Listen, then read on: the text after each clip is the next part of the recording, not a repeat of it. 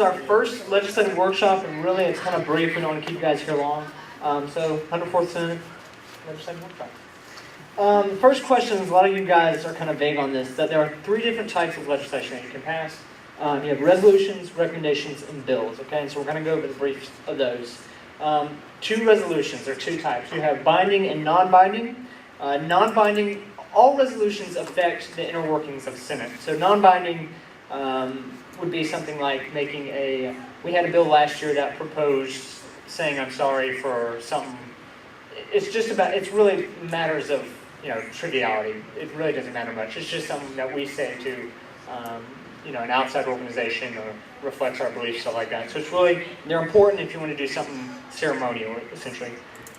For binding resolutions, however, these affect how we work as the student body Senate. And so they're a little more controversial, a little more hard to maneuver around, but they're still very important.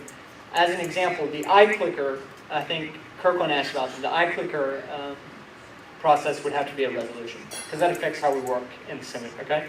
And then recommendations, what recommendations do, they're written just like resolutions, but what they do is they express the will of student government towards the University of South Carolina in general.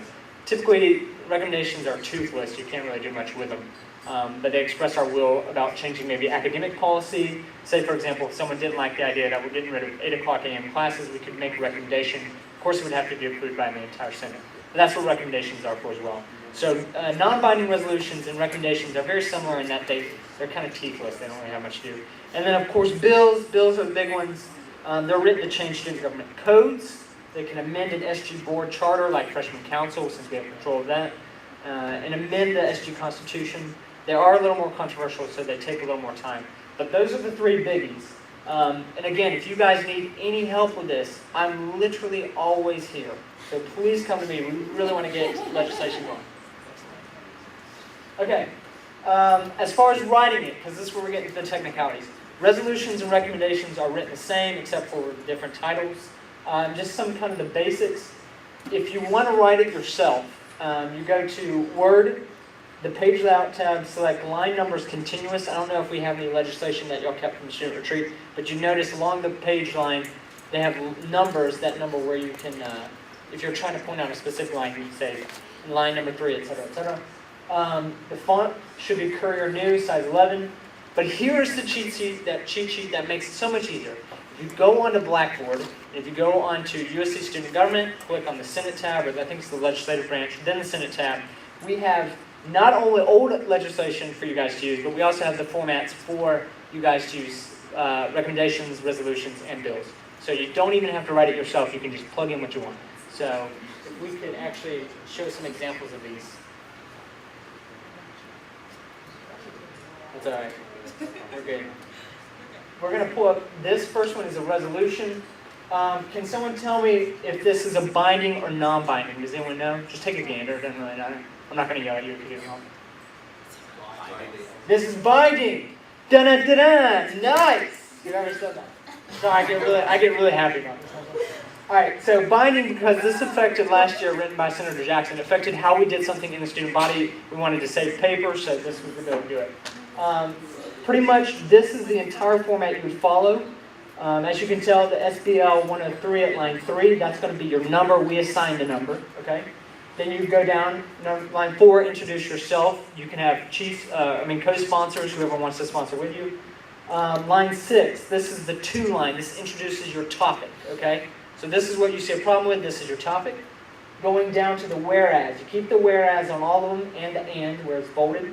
These are kind of your arguments that you say, well, here's the problem. So whereas we try to want to conserve paper or something like that. And then keep going down until you finish with your whereas. Then you have it be it resolved.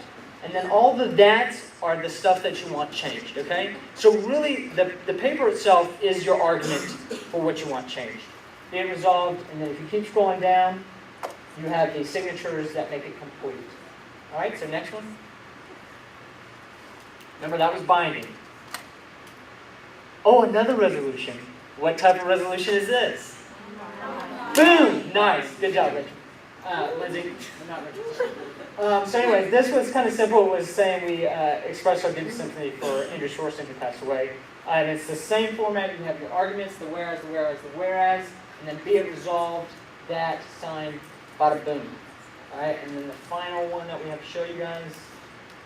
This one is a bill, and it changed something within our codes, and it added something. So this was for the International Student Government Ambassadors Program. This is different, because you're not making an argument, you're changing something. So there's no whereas and be resolved, blah, blah, blah. So what you would take is the sections that you want changed or something added. You look into the codes and find the number. And it may seem kind of confusing at this point, but you just add on to the codes where you want, or amend to the codes where you have questions about it. And that's pretty much how it goes. And then, of course, it will be signed as well. Yes, sir? If you're adding to the codes like something completely new, how do you determine where that should go within the codes? That's a good question.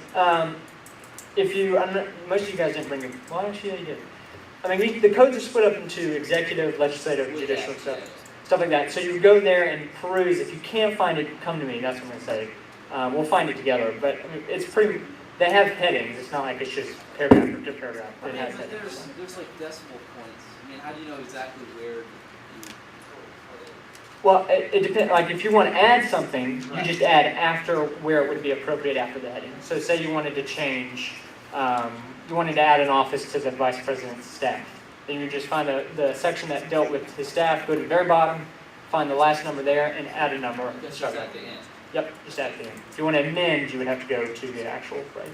That's pretty much all from my end of perspective. Now our clerk Stephanie's going to come up and do how to actually process it.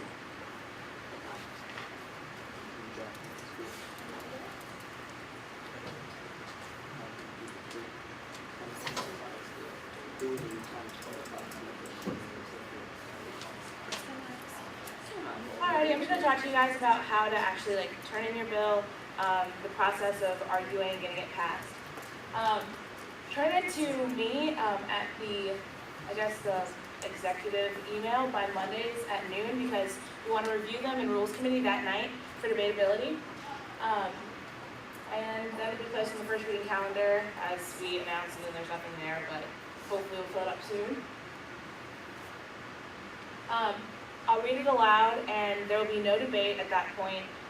Chase will then just delegate it to one of the committees to discuss.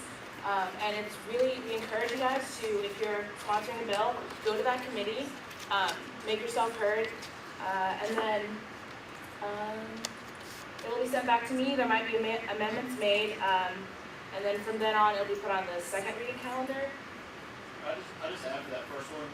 If you do propose that, you can ask to be heard during first reading calendar. There's no debate that the person proposing can ask to be heard. And I guess questions and everything are allowed too. Yeah. But you want to keep it limited generally. Save that for after it's been processed in the committees. And then I'll read it aloud again when it comes back on the second reading calendar. If there's people contest it after the voice vote, then we'll have debate. We'll take it further. And then if it's uncontested, we'll just do a simple voice vote. If the Senate passes it, then Student Senate President will sign it, and then University President, and then it will be archived, and your bill's passed, and congratulations. That is the end. That's it. Any So- questions? I know that was really quick, but really it's... I mean, can we it's make pretty a video straightforward. on this? Yeah, we can do it. We figured what we will be doing is coming in as to your committee meetings and coming in and addressing any questions. But really, it's a simple process. Literally, if you want to write a legislation, please come see Stephanie and I. We really are keen on trying to get you guys. And anyone who did using government, you know, the whole process of debating and voting and all that. So yeah. Okay, so good job, guys. Adjourned. Yay, Senate. There we go. Under important. Okay, so.